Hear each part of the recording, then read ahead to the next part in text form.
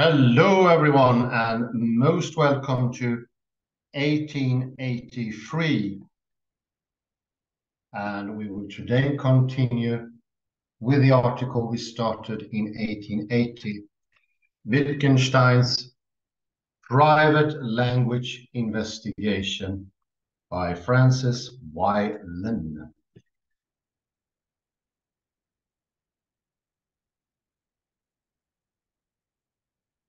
We were just entering the text last time, so we are not really that into it yet.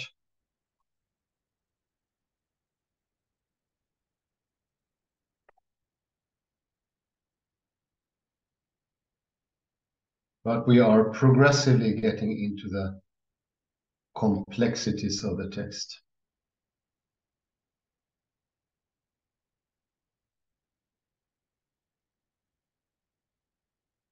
Wittgenstein's private language argument is needed to understand how we sort of do the Cartesian move, as I call it sometimes. How we end up in the Cartesian thinking. Despite what has been said by many, that the Cartesian thinking is an ideology, I would say it is something more. It is inevitable from the private language argument and the misunderstanding that there could be such a thing as a private language. And do remember, private language has its very particular specific formulation in Wittgenstein, which is in itself, I'm afraid, a bit of a challenge. It is not that you cannot speak to yourself. It doesn't mean that you cannot have inner thinking. It doesn't mean that you can't plan in the regular basis. It doesn't mean anything of those things. It means something very particular. It's about subtleties and specific things that Wittgenstein noted about language. Yeah, very good quote. How would memory be possible without a sort of, what can one say, something that it is casted in, and without any law of correction? Here it is mentioned some sort of genuine correlation between S and a sensation, S being the memory.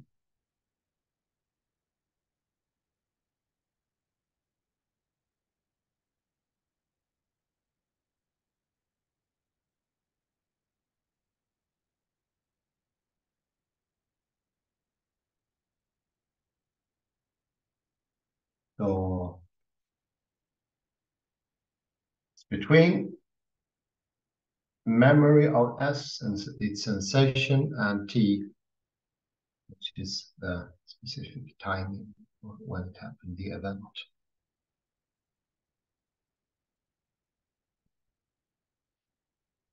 And I continue where I left off, page 262. Second paragraph, beginning with Canfield.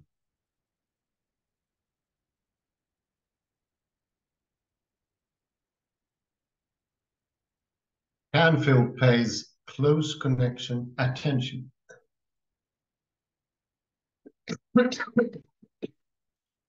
to the expression, remember the connection right, in PI 258.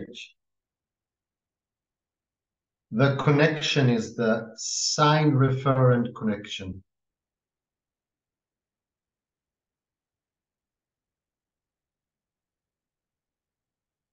At T1, the diarist wrote S to record his sensation to S, his sensation S1.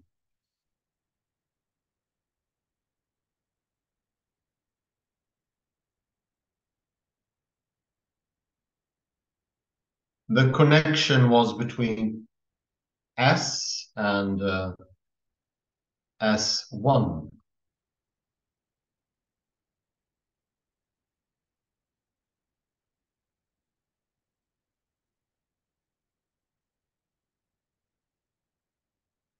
Remembering the connection right is remembering the rule right.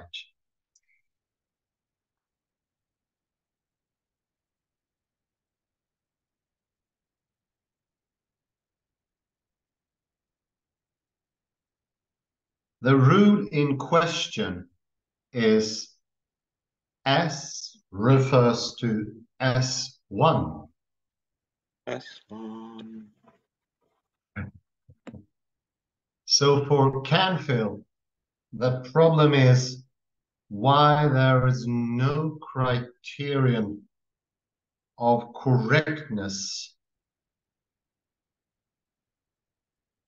for the diarists remembering the connection / rule.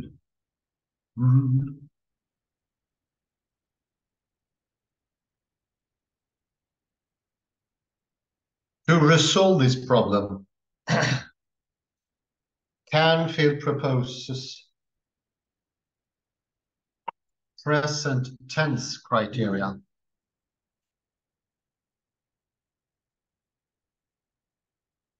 Which govern the truth of past tense propositions.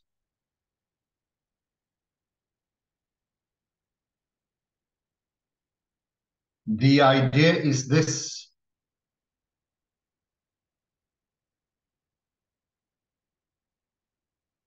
to say that a past tense proposition is true, there should be certain criteria expressed by the present tense,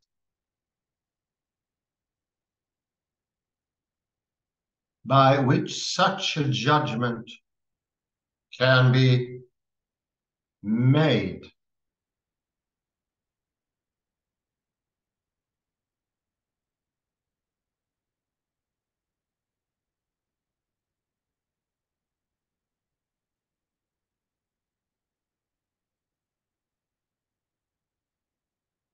Present tense criteria are ones concerning events at the time of judgment or subsequently.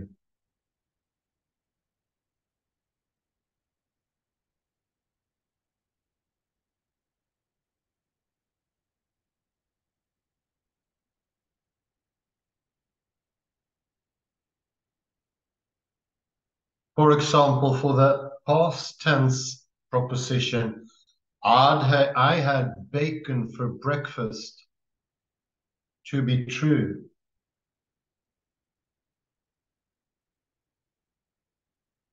The criteria should be: I am sincere,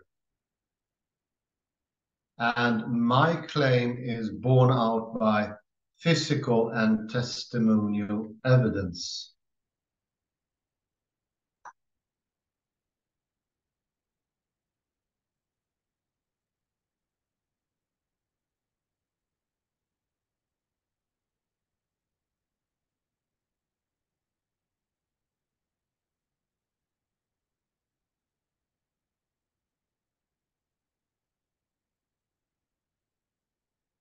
Now, at T2, the private diarist may say, I remember the connection / rule right.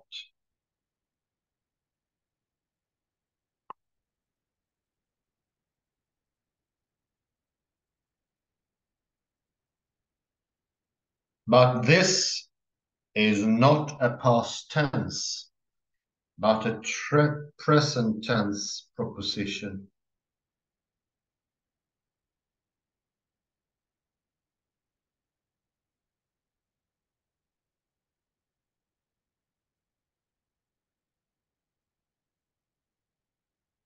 So what is the past tense proposition in question?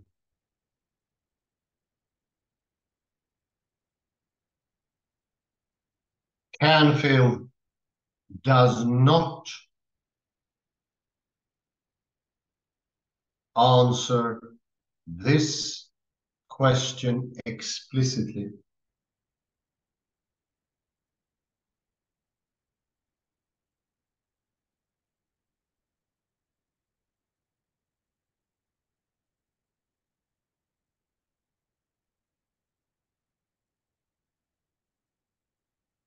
But he says the claim to remember right concerns the past.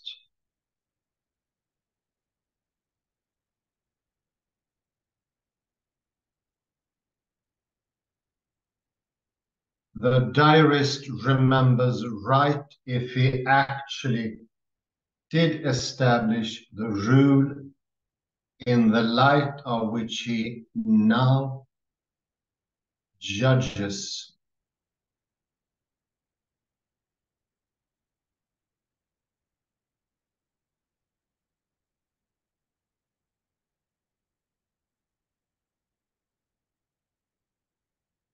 So it seems that the relevant past tense proposition is I established the rule, or more simply, I used S to refer to S1.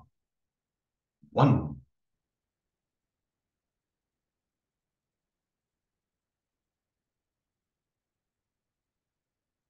Now Canfield presses the diarist to come up with some present tense criteria for this claim.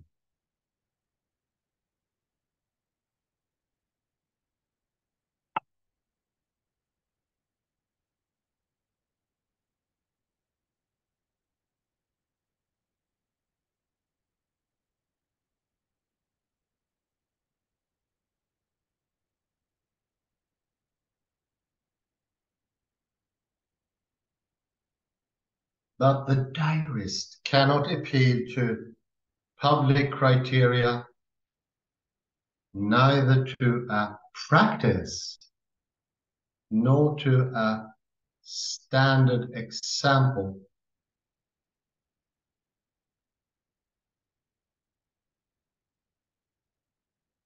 Nothing could possibly count as a present tense criterion.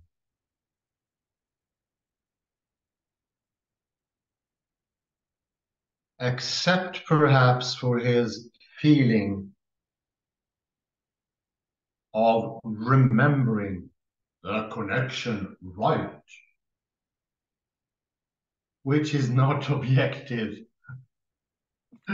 Objektiv. Objektiv.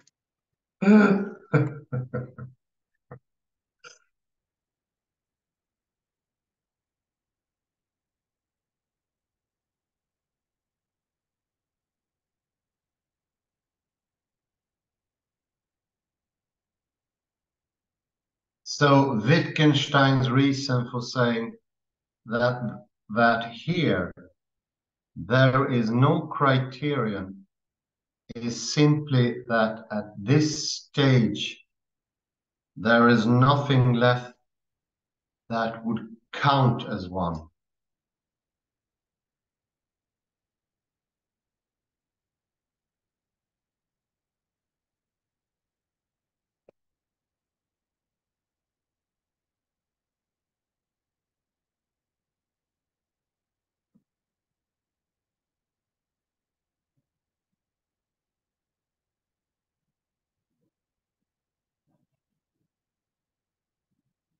There are at least three problems with Canfield's interpretation.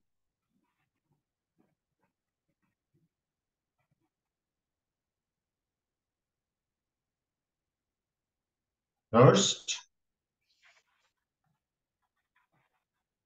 it is problematic to attribute the idea of present tense criteria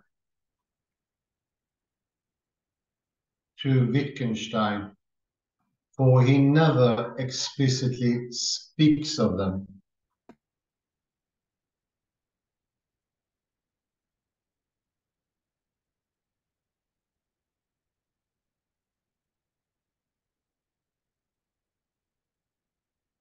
Second, the idea is controversial.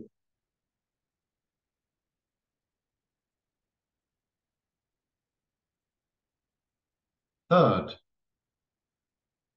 it still cannot rid itself of the memory challenge.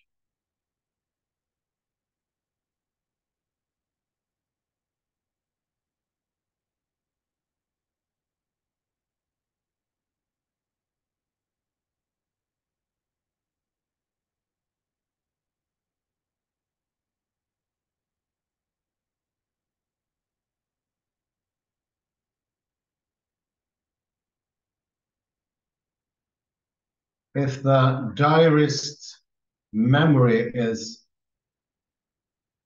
reliable for a short period which contains T1 and T2,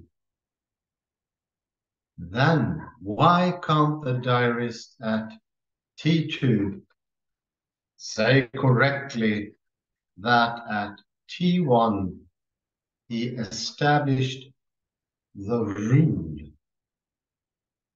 or he now remembers the rule right?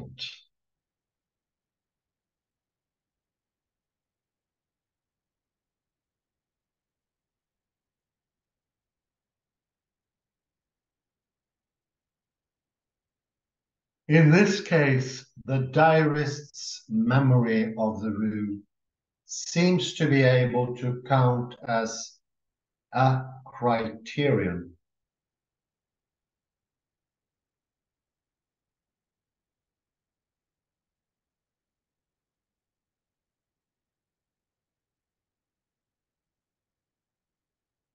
To this memory challenge, Canfield's interpretation cannot provide a reply. No reply. Reply.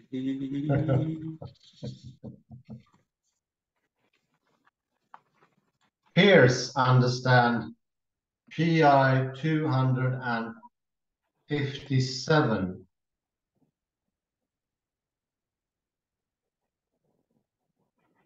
as saying that the diarist has no criterion of the correctness for re-identifying sensation types.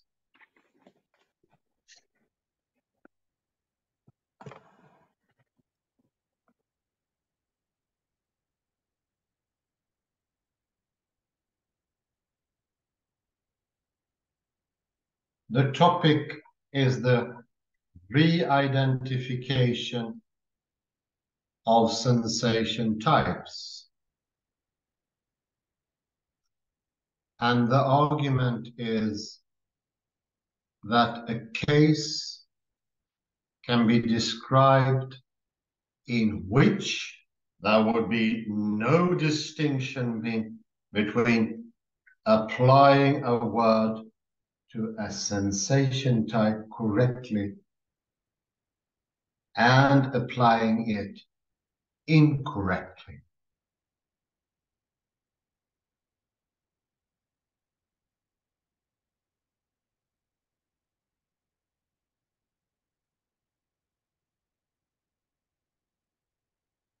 On Peirce's interpretation,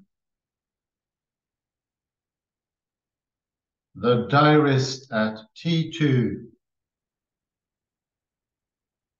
cannot determine whether S2 and S1 are of the same sensation type, S, or whether S2 is of a different sensation type, say T.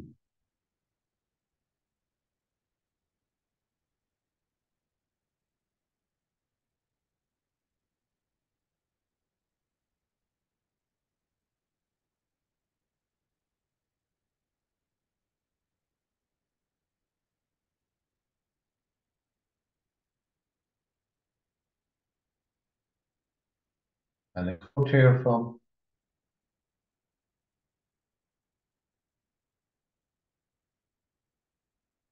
Peirce. When he tried to set himself up in a private world limited by the line of his own mental sense data, he would lose the capacity to register their different types. So he would not have any private language left to speak.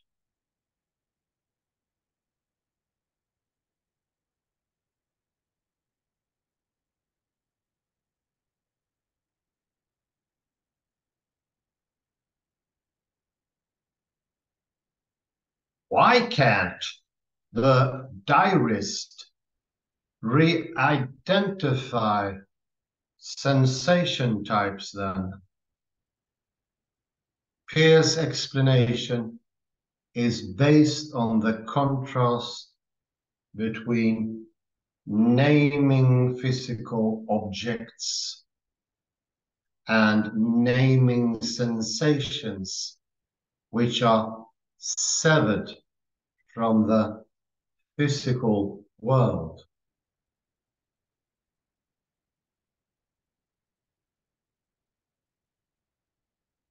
Physical objects endure and are stable.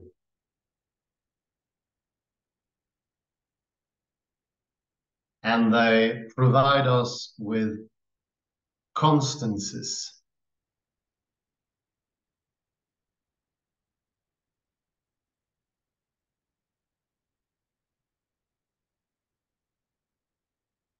Against which we can isolate them and sort them into types.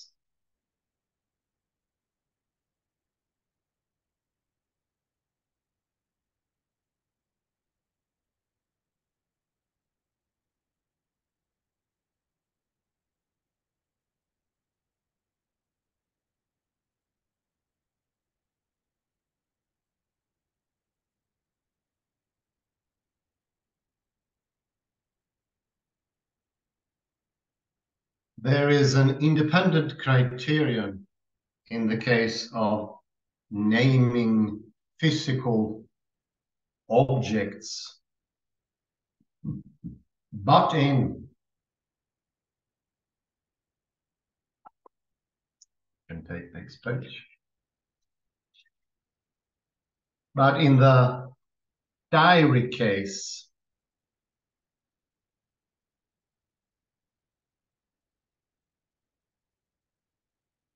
it is no longer possible to re-identify phenomenal types when all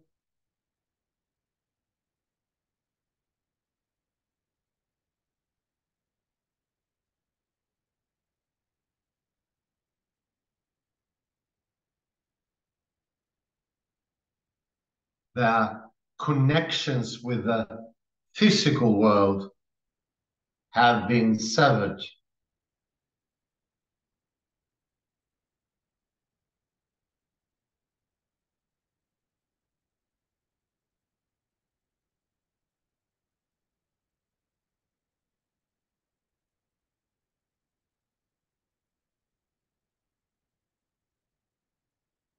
a major problem with Peirce's account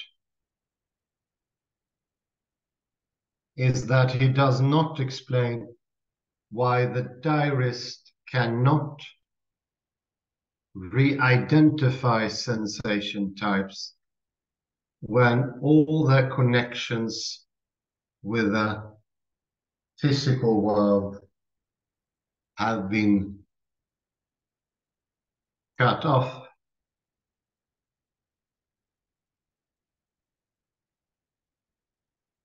As Stroud asks, if the person is careful and reliable elsewhere, why can't he be just as careful and reliable with his detached sensations?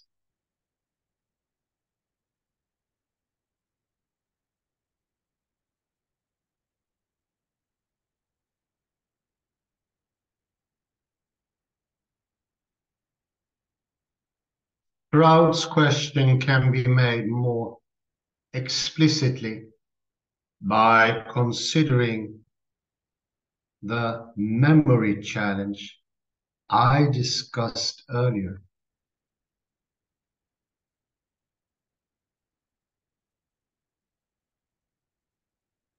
Suppose that the diarist memory is reliable in a short period which contains both T1 and T2, at which he has S1 and S2 respectively.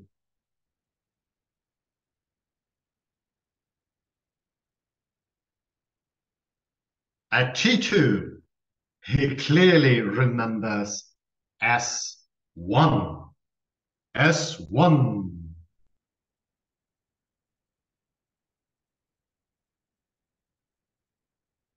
So why can he not compare S1 and S2?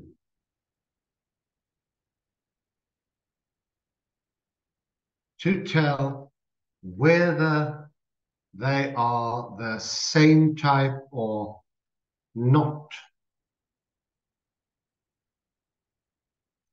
Unfortunately, Peirce does not provide an answer. Nothing. Whoa.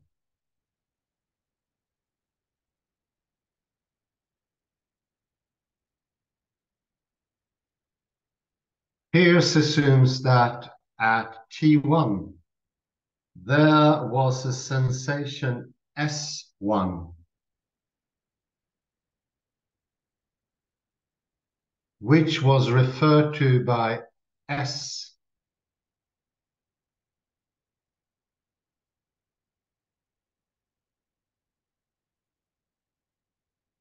But Stroud thinks, by then, it seems to me too late. Oh dear.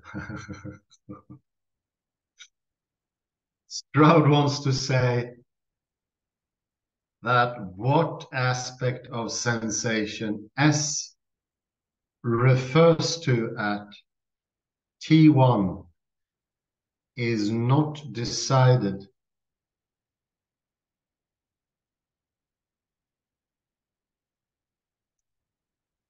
Stroud's explanation starts with the case of ostensive definition of physical object, of a physical object.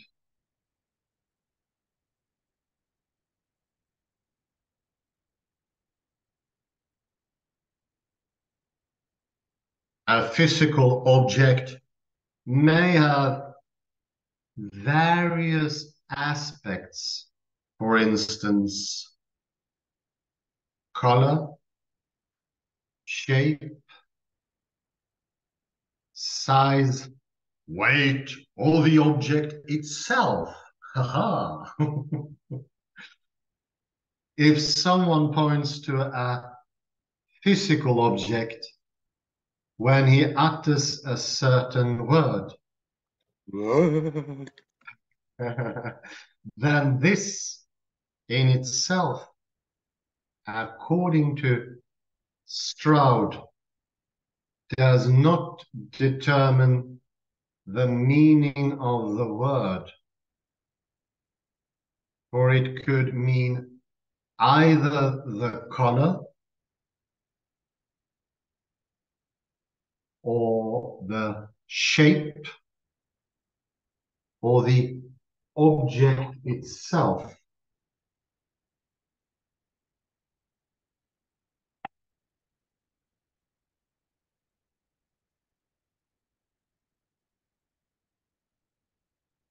If someone points to a physical object when he utters a certain word, then this in itself, according to Stroud, does not determine the meaning of the word.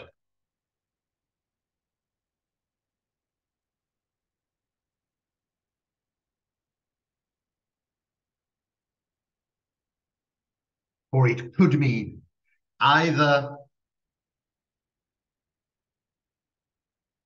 the color, sorry, I think there's a repetition in the word here. Similarly, a sensation may also have various aspects. Now, now the diarist has a sensation and he calls it S. S. Yes. But this naming act, says Stroud, does not determine which aspect of the sensation is meant.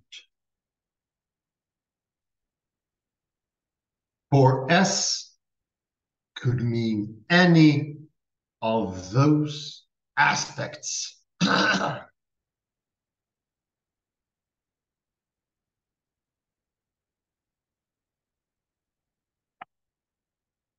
So the initial baptism by the diarist fails to establish a clear meaning for S.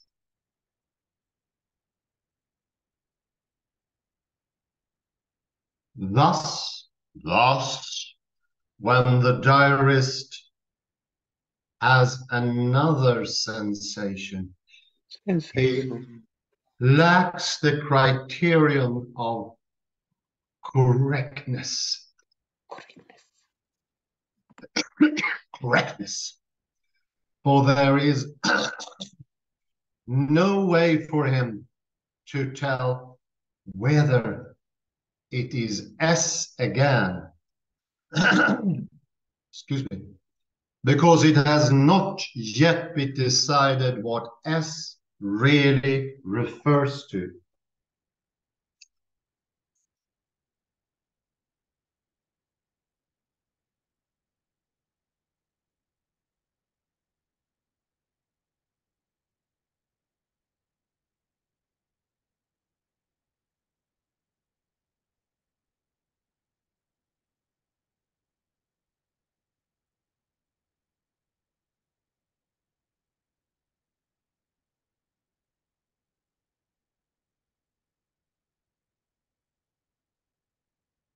Stroud's interpretation is also beset by the memory challenge.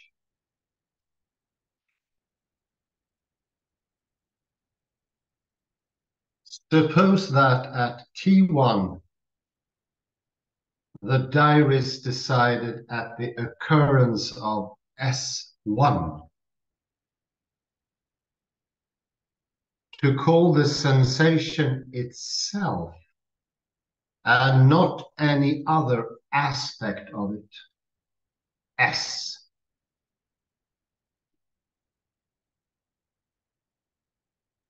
And also that at T2, he clearly remembers that. Then why can he not at T2 compare the second sensation with the previous one and judge whether or not they are the same?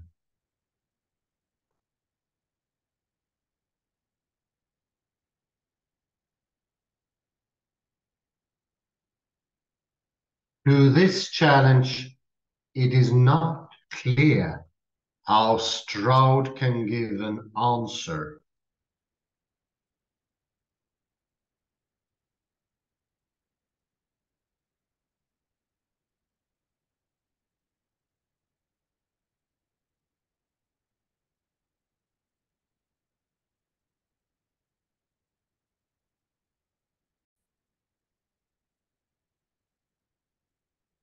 The interpretations discussed in the previous subsection all try to explain the proposition, I have no criterion of correctness,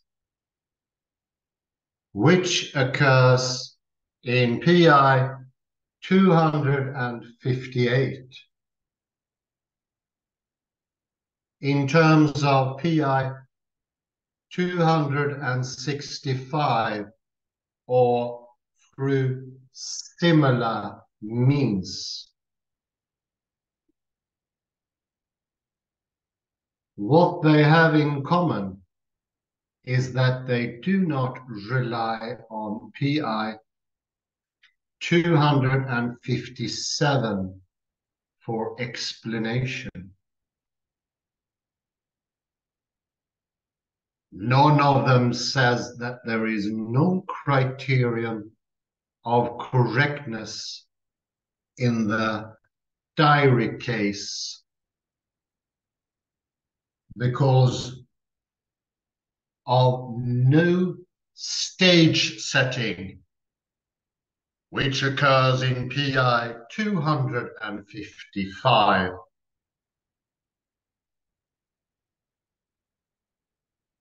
That kind of interpretations have,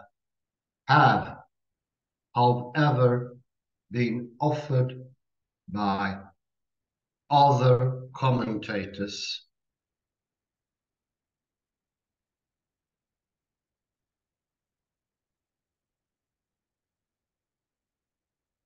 McGinn understands PI 257 as saying that ostensive definition can occur only in a practice.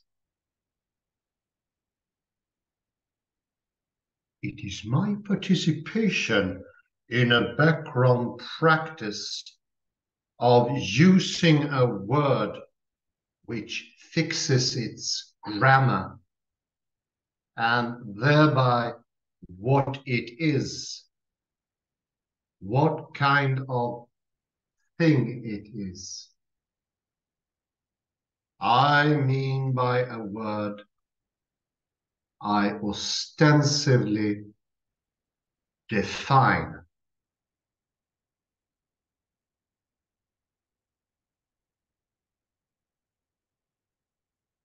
In the diary case, the private diarist has no relevant technique to establish a practice. And this is why he has no criterion for correctness for his use of S to refer to sensations.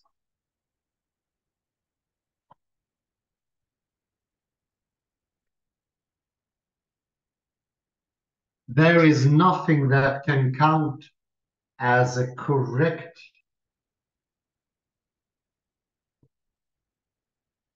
use of S in the future, because there is no linguistic technique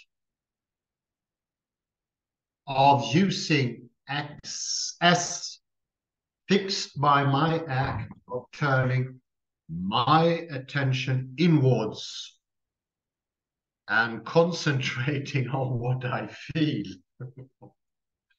Sorry. The problem here is not that S refers to something that can be introspected, but that the private language users tries to determine what S refers to by a bare act of introspection, that is, by concentrating his attention to the sensation, on the sensation, and so, as it were, pointing to it inwardly. This is PI 258.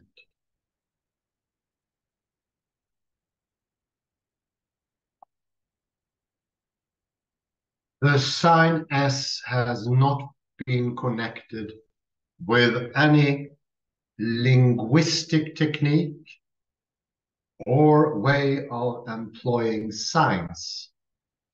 There is nothing which indicates the post where the new word is stationed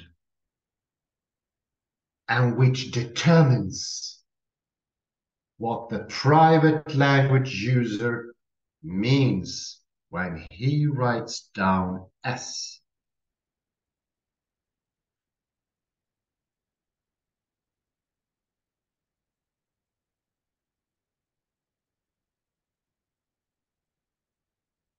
According to McGinn, naming requires a practice.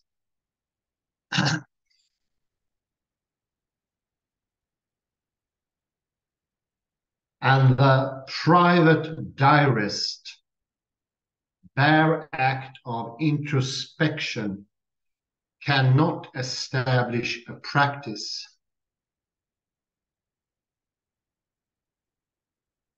So no meaning is given to S in the initial baptism, and therefore there is no criterion of correctness for the diarist future use of S. This interpretation is also shared by Stern and Risley. I think Risley is such an unusual and nice name, so I think it's a little pause is apt for here. We've been going on for some 3/4 of an hour. A little pause there. Risley. Risley. Page 265. We are at page 265.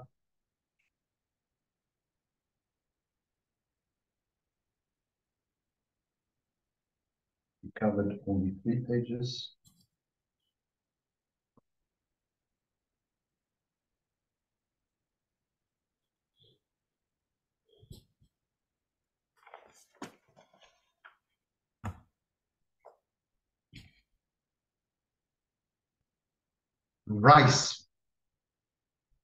Risley.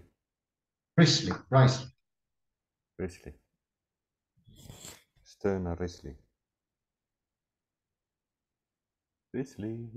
Risley or Risley. Stern. Stern also means hard.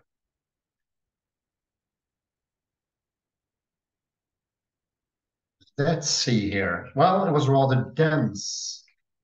Was there an outcome even out of this short text? Yes, there was actually, oddly enough, let's say. It's quite short, and it's still a bit introductory. But there was a clear takeaway here.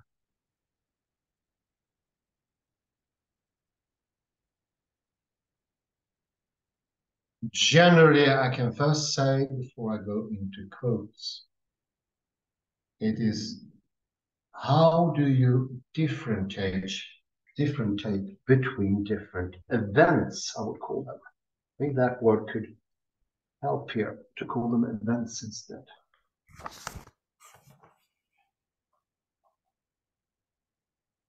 And the idea that is hinted to here by some of these interpreters, like Canfield, is a bit like indirectly there's a physical world, and you can have that as a criteria.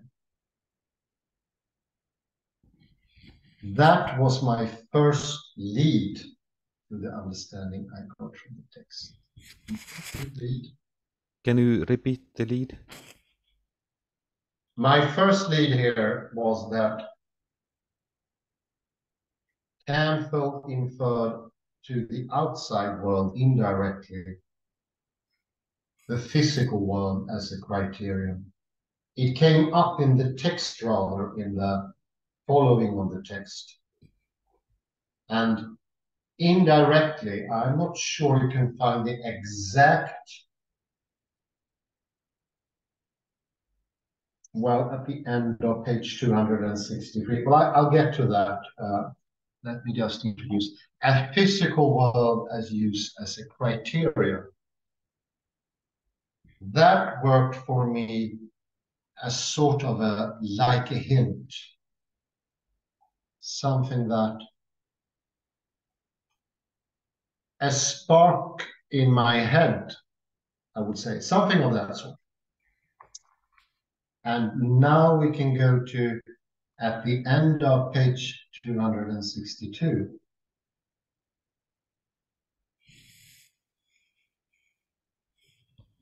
And here, to make the whole thing trigger more things in my back. I can hear you move paper. Maybe you should put mute a little bit when you move the papers. Thanks.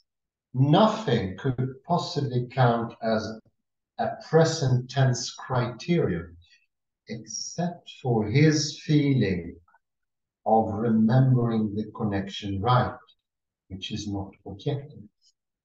Here have we two different hints at the same time. Calle's favorite expression is to kill two birds with one stone. Here are two hints at the same time. The first one is that this conundrum, if you like, this enigma, has connection to what we perceive to be time. And for the help, do remember what we usually call linear time. The second is the last sub-sentence, which is not objective. It would sort of become objective if we have an outside world. Still to this point, I hadn't really understood, but I think you get this bubbling feeling inside that something is happening.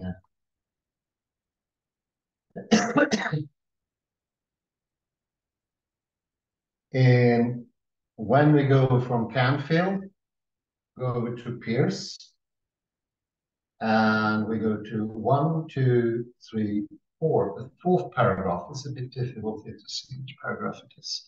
It begins with on Peirce.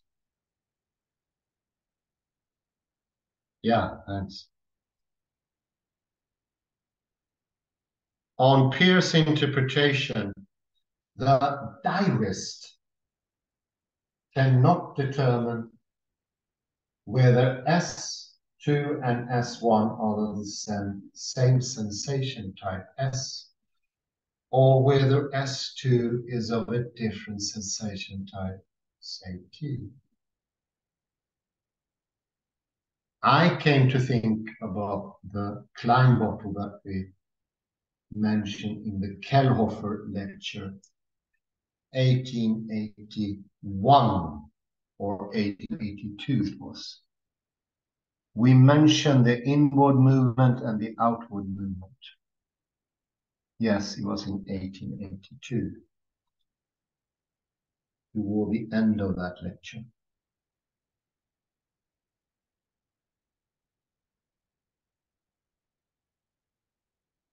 And towards the end of this page, if you may kind of go to, yeah, perfect. That's right.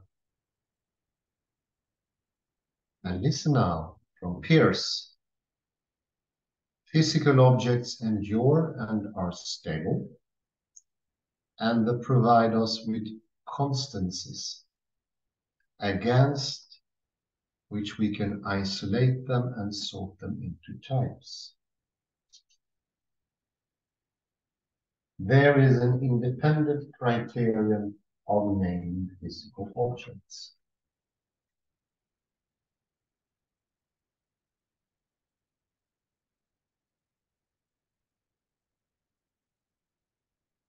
And then we go over to the next page. Sorry to have such a long quote, but in the Dirac case, it is no longer possible to re-identify phenomenal types when all their connections with the physical world have been severed.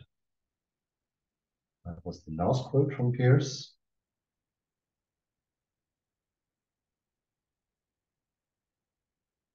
And Ling just look at the problem that is now created by Peirce. When the physical world is cut off, there is no criteria anymore. And it doesn't explain how do we go from there to have a criterion anyway when the physical world is gone. So he found a problem in Peirce himself that he hasn't approached.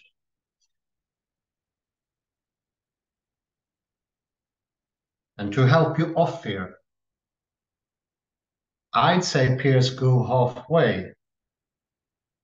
Halfway, he is doing a Wittgensteinian thing with the person, the I, the innerness, the criterion, but he keeps a non-very clear view of the outside world.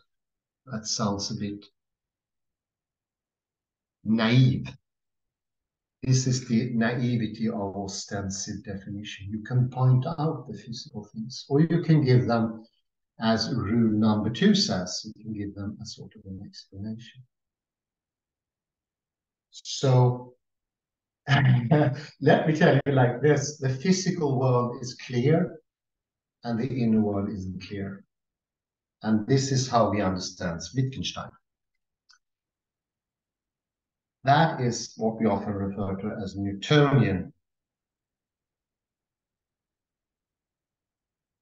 When we go into Stroud here, and I will give more meat on the bones in the next lecture, I hope it will happen tomorrow already, that Stroud goes a bit longer towards, I think, what is to clearing up the problem, but not the whole way.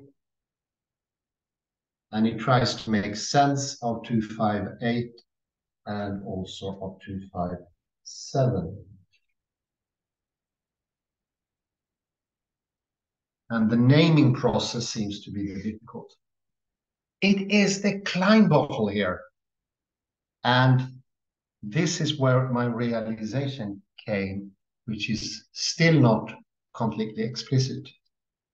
But remember what we often call a world at large. It is not only in the Newtonian take or in the private language problem. It is not only, this is my own words, but it's also the words of Stephen M. Rosen, my interview object for a couple of times, say friend. In the Newtonian take, it's not only the inner that becomes mysterious or challenging, it's also the outer. The outer we cannot tell one thing from another in the outer either. And this is what Thomas Nagel means, I'd say, with a world at large, a world that has escaped us. In physics, as stated by Lee Smolin, Carlo Rovelli, Alan Aspect has also went into this. It's not good enough with the origo of the XYZ in the Cartesian take to tell one physical thing from another. Everything will be sort of a private language of the world. So we lose in the private language both the world and the inner.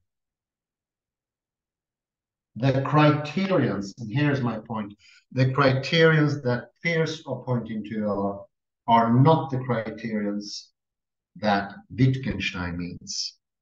Not at all. There are not physical objects there that sort of privately can tell one thing from another. No, in quantum mechanics, what happened? Enterat the observer. The observer is the neglected, much neglected complication, the key that solved the problem in physics. Bring in the observer and you got the criterion. And it's not an either-or situation. You get more criterion the more the observer participates and its complexities are getting larger. So it both holds the private box or the scarabee in the box or the beetle in the box, if you like music. The Beatles, she loves you, yeah, yeah, yeah.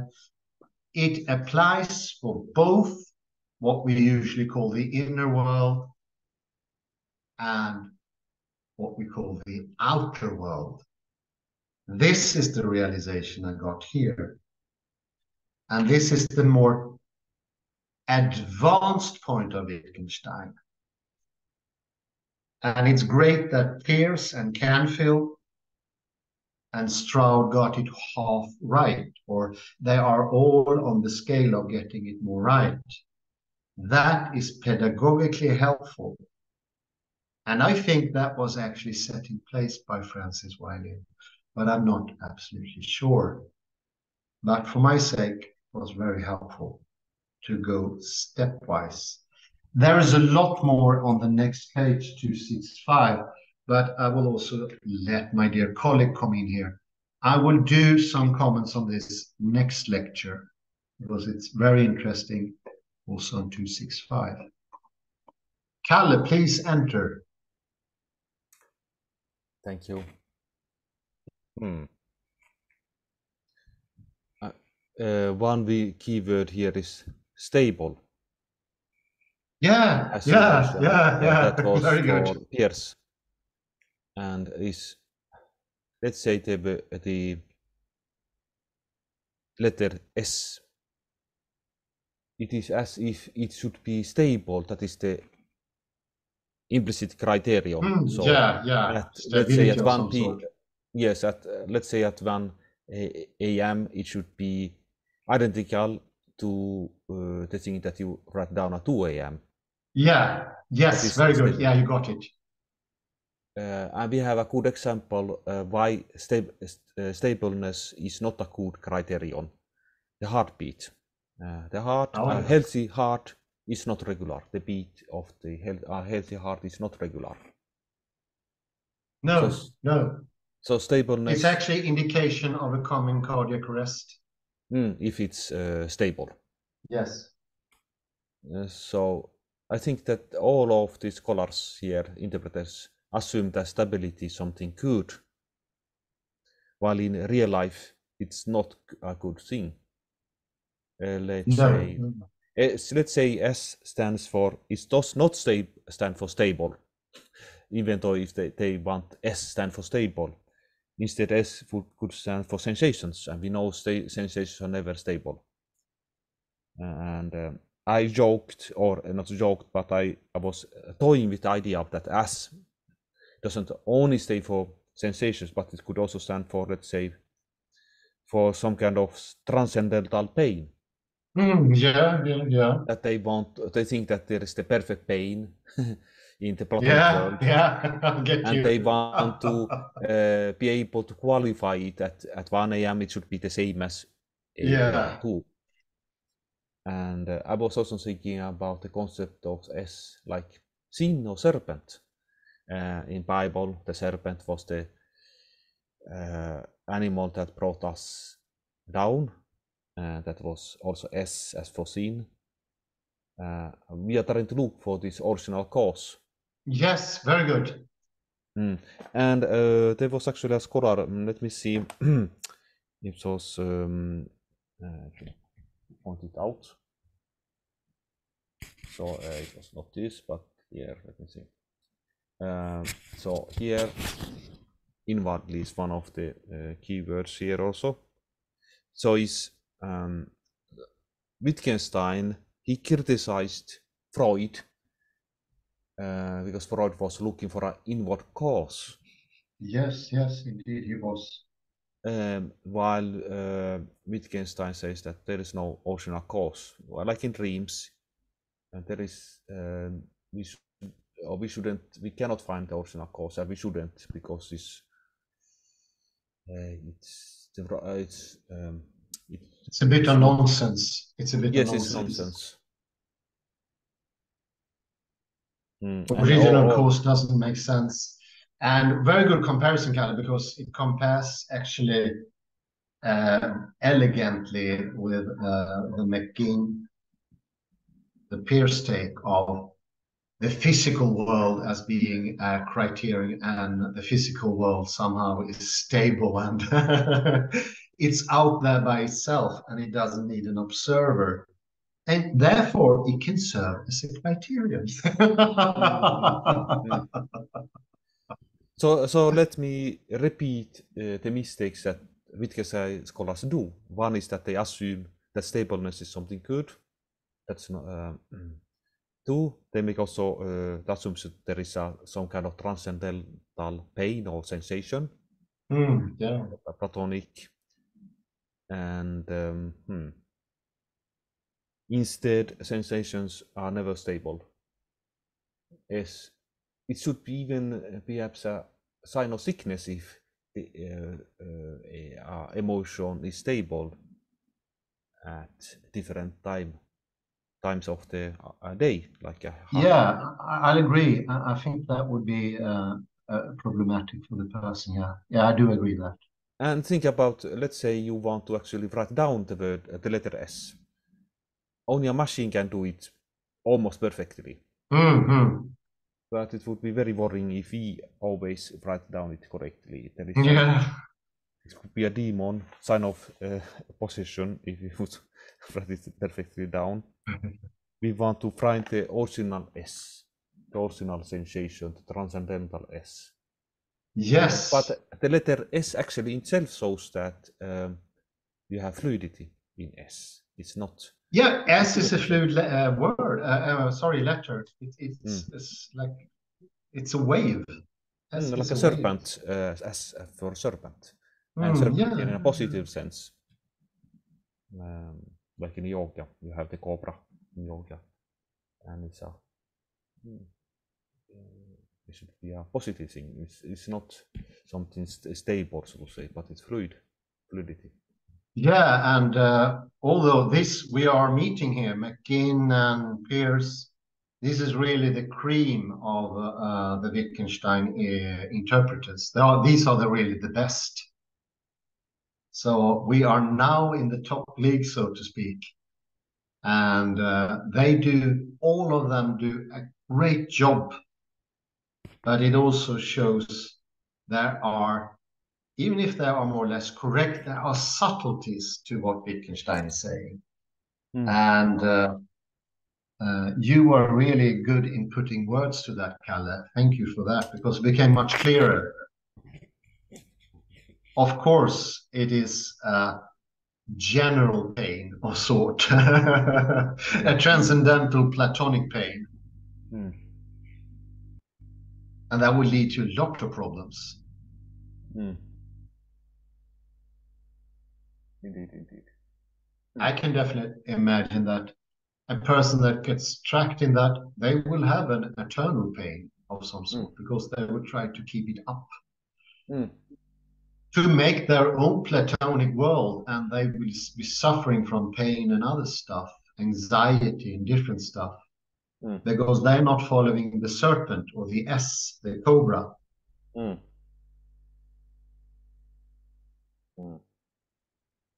Indeed. And this is also a very good help for me. I love your words, but I also come to a realization. It is not only the inside that gets muddled up, it's at the same time, like a Klein bottle, it's the outside. So we cannot tell the physical things, as McGinn and Peirce seem to be thinking. We cannot tell them apart without the S, like a cobra, without the flow of action. And S makes me also think about Saussure. And I think many of the scholars perhaps work in Saussurean tradition. You see that, or in Augustinian tradition about pointing at something, the original thing, as if the right thing is inside us. Yeah. But at the same time, they're also pointing towards the Platonic world of ideas. Yeah, Platonic world of ideas. And I think we also reveal that the reductionist is a variety of the Platonic world. It's only that they say it's outside and physical, but it's still a Platonic world outside. A world at large at, what's his name? Thomas Nagel talks about. And speaking of pointing, so we have Saussure, who speaks about pointing. Then we have Augustinus, of course. And we have also actually Plato, because Augustine was influenced by Plato. And here we have Raphael's famous depiction of Leonardo da Vinci as Plato. And we see here Leonardo da Vinci as Plato, and Plato is actually pointing towards heaven. The Platonic realm. So it's this kind of pointing that the Wittgenstein scholars are doing. They think that the original thing is not here, but it's it's up there, but at the same time also inside us. Yeah. Plato told us that we can actually, if we go deep inside us, we have reincarnation and we have the things deep inside. It's a reflection of the heavens, so to say. Ideon, the ideas, yeah. And they are eternal, and they are also the same, whatever that means.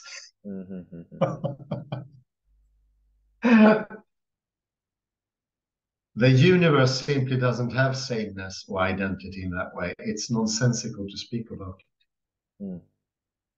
Yeah, what do you say, Kalle? Should we end with this beautiful picture? I think that's yes, and there is your intention.